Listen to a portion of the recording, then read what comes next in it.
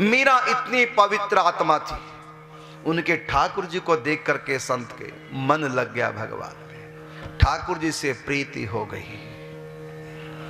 कुछ दिन के बाद संत अपने ठाकुर जी को लेकर अपना सामान बांधकर आगे की यात्रा को चलने लगे और मीरा ने कलेश कर दिया, मुझको तो ये ठाकुर जी चाहिए। संत चले गए अपने ठाकुर जी को लेकर के। मीरा का खाना पीना सोना सब बंद हो गया। मुश्किल से संत को बुलाया, महाराज हमारी बेटी मर जाएगी, आप इनको ठाकुर जी दे दो। संत बोले मैं अपने ठाकुर जी कैसे दे दूं?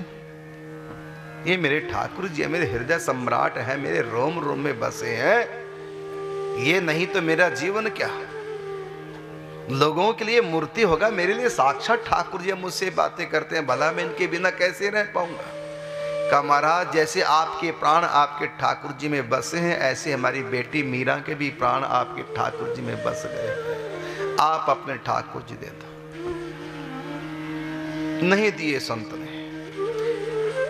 दूसरी व्यवस्था मीरा के लिए की और ठाकुर जी खरीद करके मीरा को दिए, लेकिन मीरा कहते मैं मर जाऊंगी उन ठाकुर जी के बिना। मैंने जिनसे प्यार किया वही मेरे ठाकुर जी, मेरा मन उनमें लग गया है। अंत में देखा संत ने कि सचमुच में बालिका मर जाएगी अगर मैंने ठाकुर जी नहीं दिए। दे देने चाहिए, लेकिन मैं दूंगा कहीं ठाकुर जी नाराज ना हो जाए, देखो मुझको किसी को दे दिया, ये तो मेरे ठाकुर जी हैं। रात्रि को स्वप्न आदेश संत को भगवान ने किया, मैं तुम्हारे पास मीरा के लिए ही आया था, तुम्हारी भक्ति सफल हुई, मुझको मीरा को दे दो, मैं उसी के लिए तुम्हारे पास आया था। तब संत ने ठाकुर जी को मीरा को दिया और मीरा ने उन ठाकुर जी का नाम, मीरा ने पूछा इनका नाम क्या, क्योंकि सबके ठाकुर जी का अलग अलग नाम होते हैं। संत ने कहा बेटी जो तुमको अच्छा लगे सो नाम रख दो, मैं तुमको ठाकुर जी कहता हूं, तुमको जो अच्छा लगे सो नाम रख दो। तो मीरा ने कहा मुझको गिरधर गोपाल नाम बहुत प्यारा लगता है ठाकुर जी का, मैं इनका नाम गिरधर गोपाल रख देती हूँ। हाँ बेटी ठीक है। अब मीरा जैसे छोटी छोटी लड़कियां गुड्डे गुड़िया से खेलती हैं, ऐसी मीरा उससे खेलती थी। ये नहीं कि उसको मूर्ति मानती थी, साक्षात मेरे ठाकुर जी हैं। भगवान तो भाव के हैं, सब जगह है परमात्मा, लेकिन सब जगह भाव नहीं होता, भाव कहीं कहीं हो पाता है। विग्रह में जल्दी भाव हो जाता है, गुरु में भगवत भाव जल्दी हो जाता है, पति में भी भगवत भाव हो जाता है, लेकिन थोड़ा कठिन पड़ता है। नहीं तो माँ बाप में भगवत भाव कर लो।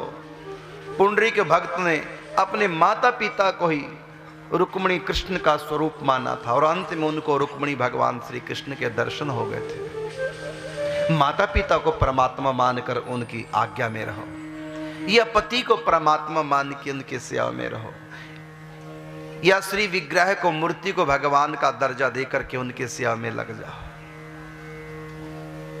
शालिग्राम को भगवान मान के उनके सेवा में लग जाओ, जहां भाव है। कई लोग ग्रंथ को भगवान मानकर ग्रंथ की सेवा करते हैं, उन्हीं को भोग लगाते हैं, उन्हीं का पाठ करते हैं, उन्हीं का कीर्तन करते हैं।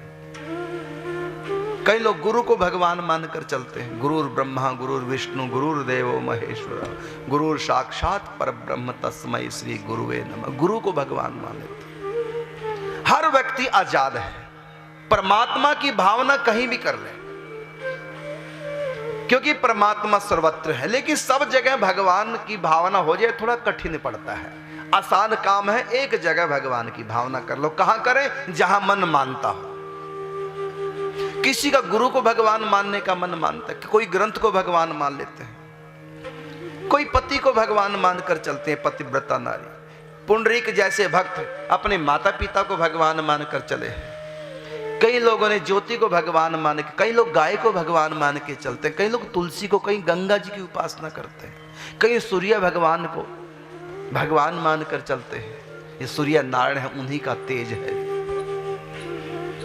और कई लोग अपनी आत्मा को ही, अपने आप को भगवान मान के चलते हैं। आत्मा ही परमात्मा, मैं ही परमात्मा हूं, अहम ब्रह्मास्मि तत्त्वमसि प्रज्ञानम ब्रह्म अयम आत्मा ब्रह्म। अपनी आत्मा को परमात्मा मान के चलते हैं।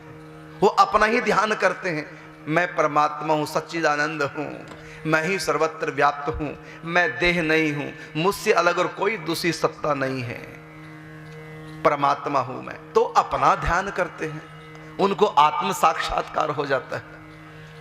इसलिए कोई किसी भी रीति से चले, साधनाएं सबकी अलग अलग हो सकती हैं, लेकिन कल्याण सबका होगा। वो परमात्मा एक है। किसी भी रास्ते से चलो, व्यक्ति मंजिल पे पहुंच जाएगा। इसलिए अपने रास्ते पे चलते रहो, दूसरों के रास्ते की पंथ संप्रदाय की निंदा नहीं करनी चाहिए। निंदा वही करता है जो अज्ञानी है, जो उलझा हुआ है वही दूसरे को उलझाता है, और जो सुलझा हुआ है वो दूसरे को सुलझा देता है। जो भी व्यक्ति मंचों पे बैठ करके संप्रदायवादी बन करके दूसरे के धर्म संप्रदायों का जो खंडन करते हैं, सच बात है वो स्वयं उलझे हुए हैं, वो स्वयं भटके हुए हैं, उनको स्वयं अभी तक कोई रास्ता नहीं मिला है।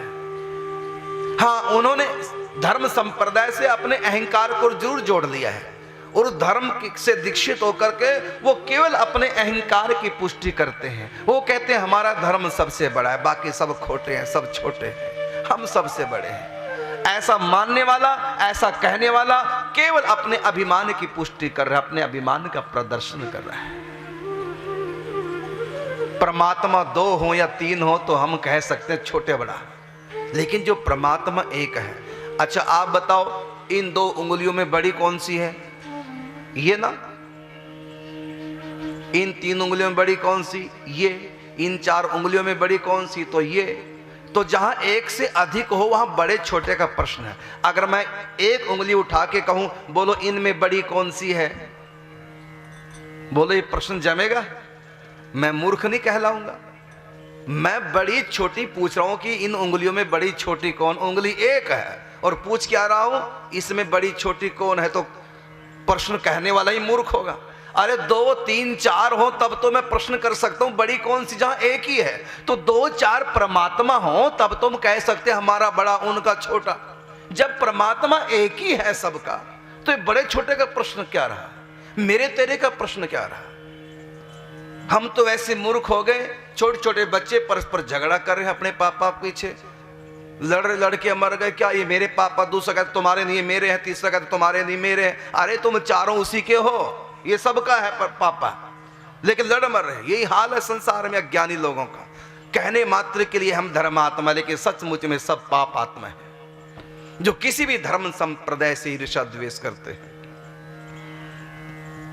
जो किसी भी पूजा पद्धति को, किसी की आराधना को, किसी धर्म संप्रदाय को छोटा कहता है या खोटा कहता है, वो व्यक्ति स्वयं में उलझा हुआ है। क्योंकि उलझा हुआ व्यक्ति दूसरों को उलझाता है, जो सुलझा हुआ है वो औरों को भी सुलझा देता है। धर्म